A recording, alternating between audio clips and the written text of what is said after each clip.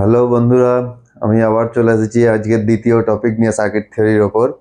তোমরা ছবিতে দেখতে পাচ্ছ আজকে নর্মালি আমরা দু রকমের সোর্স নিয়ে কথা বলবো, কারণ এগুলো বারবার আমাদের সার্কিটে ইউজ করতে হবে অ্যানালিসিস করার সময়।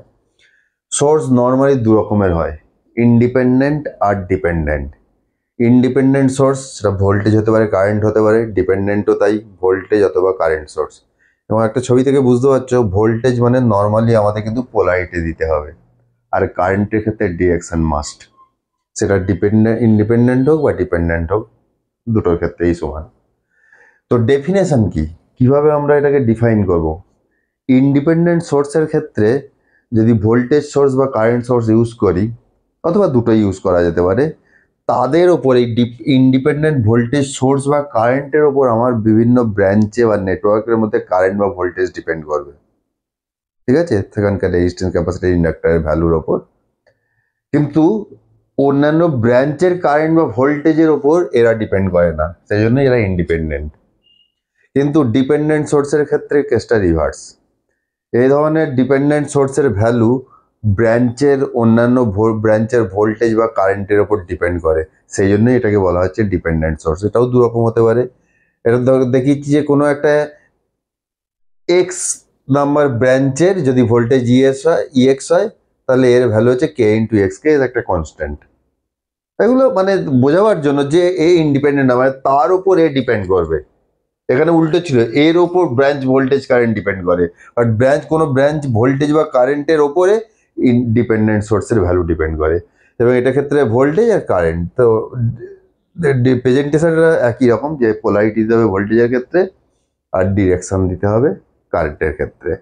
এও তাই, যে কোনো একটা ডিপেন্ডেন্ট কারেন্ট সোর্সে অন্যান্য ব্রাঞ্চের কোনো একটা ব্রাঞ্চের কারেন্টের ওপর ডিপেন্ড করে আছে, সেই জন্য এরা ডিপেন্ডেন্ট সোর্স। আর যদি এক্সাম্পল দিতে বলি যে ইন্ডিপেন্ডেন্ট সোর্স কেমন, ধরো একটা 5 ভোল্ট ব্যাটারি, এটা কিন্তু একটা ইন্ডিপেন্ডেন্ট সোর্স। কারণ এই ব্যাটারির ভোল্টেজ আর কার ওপর ডিপেন্ড করবে না, সার্কিটে কানেক্ট করার পর সেই ব্যাটারির ভ্যালুর ওপর, ভোল্টেজের ওপর সার্কিটের অন্যান্য পার্টের কারেন্ট বা ভোল্টেজ ডিপেন্ড করবে। ওকে, চলো নেক্সট টপিকে আসা যাক। দেখতে পাচ্ছি যে আমরা আগামী দিনে যখন বিভিন্ন সার্কিটে অ্যানালিসিস করবো, তো সেখানে সোর্সের সাথে সাথে অ্যাক্টিভ সোর্স, রাদার ইন্ডিপেন্ডেন্ট সোর্সকে আমরা অ্যাক্টিভ সোর্স বলি, কিছু কম্পোনেন্ট ইউজ করতে হবে। সেই কম্পোনেন্টগুলো মেনলি দু ধরনের হয়, অ্যাক্টিভ আর প্যাসিভ। অ্যাক্টিভ কম্পোনেন্ট কি, মানে এটার একটা ডেফিনেশন আছে। যদি আমি এটা একটা ব্ল্যাক বক্স নিই, আর ইনপুটে ধরো একটা সিগন্যাল অ্যাপ্লাই করছি যার পাওয়ার হচ্ছে ইনপুট পিআই, আর আউটপুটেও কিছু সিগন্যাল পাবো যার পাওয়ার হবে পি আউট। যদি এটা অ্যাক্টিভ কম্পোনেন্ট দিয়ে তৈরি হয় নেটওয়ার্কটা, তাহলে সেক্ষেত্রে P out greater than P in, মানে আউটপুট সিগন্যালের পাওয়ার ইনপুট সিগন্যালের পাওয়ারের রেসপেক্টে বেশি হবে। এক্সাম্পল ধরো অ্যাম্প্লিফায়ার।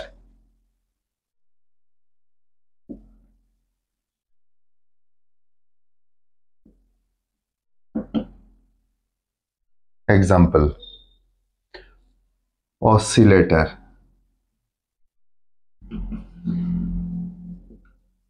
এরকম যারা অ্যাক্টিভ, এবং মেনলি যাদের মধ্যে একটা নেগেটিভ রেজিস্ট্যান্স রিজিয়ন থাকবে। মানে নেগেটিভ রেজিস্ট্যান্স রিজিয়ন মানে যাদের ক্ষেত্রে ভোল্টেজ বাড়লে কারেন্ট কমে, অথবা ভোল্টেজ কমালে কারেন্ট বাড়ে।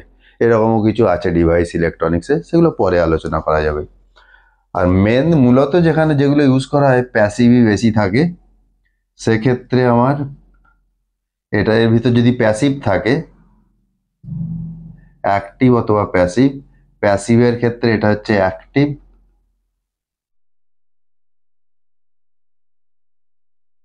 তাহলে বলতে পারি কম্পোনেন্টগুলো আমার প্যাসিভ। যদি প্যাসিভ কম্পোনেন্ট দিয়ে তৈরি হয় নেটওয়ার্কটা, তাহলে আমার আউটপুট সিগন্যালের পাওয়ার অলওয়েজ ইনপুট পাওয়ারের থেকে কম হবে। কেন না, যখন প্রপাগেট করবে সিগন্যাল, তার কিছুটা এখানে ড্রপ হবে।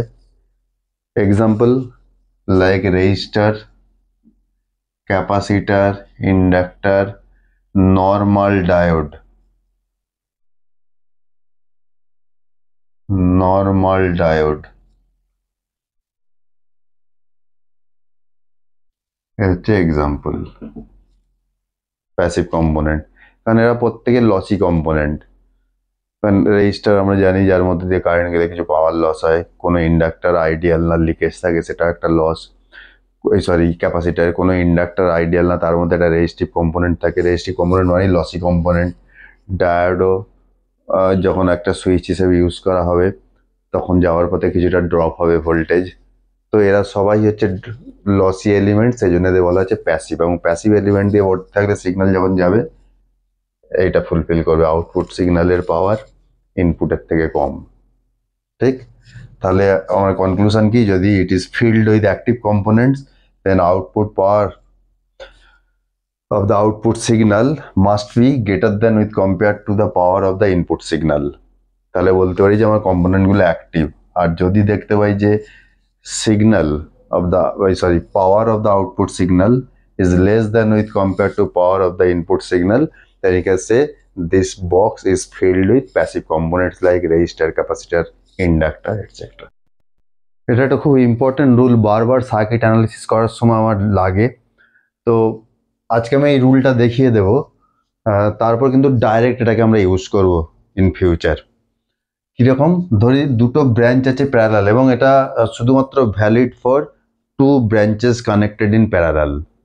এখানে এরপর যদি আরো একটা প্যারালাল থাকে তার জন্য এই রুলটা ভ্যালিড না, শুধুমাত্র দুটো ব্রাঞ্চের জন্য।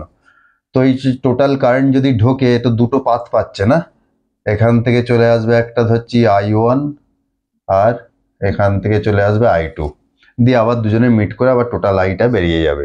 তো এখন আমরা I1 আর I2 ভ্যালু কি করে বের করবো, যদি টোটাল ইনকামিং কারেন্ট জানা থাকে আর R1 R2 দেওয়া থাকে, তাহলে how to calculate I1 and I2 দেখা যাক।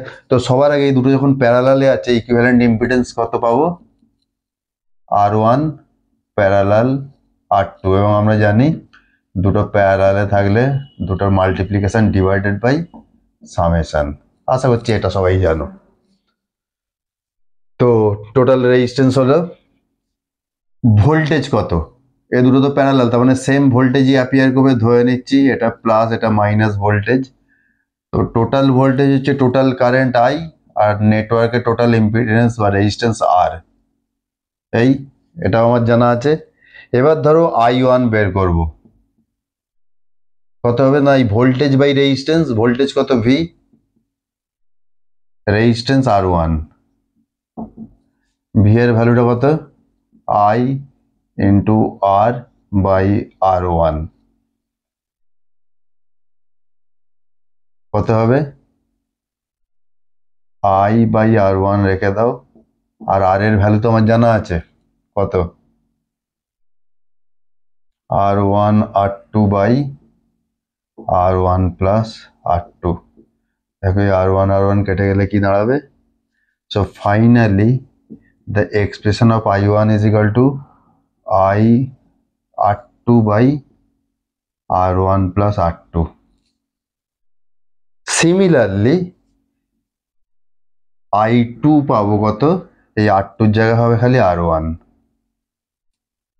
সেটা পরে করছি। তো কনক্লুশনটা যেটা খুব ইম্পর্টেন্ট, যেরকম দুটো ব্রাঞ্চ কানেক্ট থাকলে আমি যদি এর থ্রু দিয়ে কারেন্ট বের করতে যাই তাহলে উপরে কার ভ্যালু রাখবো, অপোজিট এন্ডে যে রেজিস্ট্যান্স আছে ডিভাইডেড বাই দুজনের যোগফল, আর তার সাথে যে টোটাল ইনকামিং কারেন্ট ঢুকছে সেটা তো থাকবেই। তাহলে সিমিলারলি আমার যদি I2 বের করতে হয় কত হবে,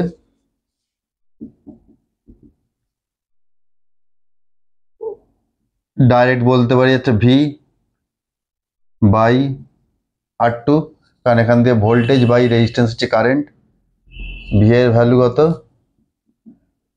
IR বাই R2, R এর ভ্যালুটা বসিয়ে দিলে এখানে উপরে থাকবে R1 কেটে কুটে গিয়ে আর তারপর R2।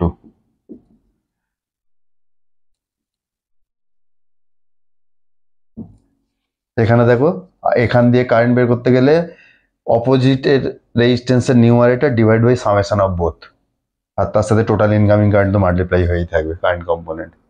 তো এই ডিভাইড রুলটা কিন্তু একদম, ডিভিশন রুলটা একদম মাথায় রেখে দাও, কারণ বারবার আমার কারেন্ট এই সার্কিট অ্যানালিসিস করতে গেলে লাগবে এটা, তখন আবার কিভাবে হবে ক্যালকুলেট করতে যাওয়ার দরকার নেই, এই হচ্ছে রুল, যে কোনো একটা ব্রাঞ্চ দিয়ে কারেন্ট হচ্ছে অপোজিট এন্ডের রেজিস্ট্যান্স ওপরে রাখতে হবে, আর যোগফলটা নিচে সব দুটোরই নিয়ে আর টোটাল ইনকামিং কারেন্ট তাকে মাল্টিপ্লাই করে দিতে হবে, বাস।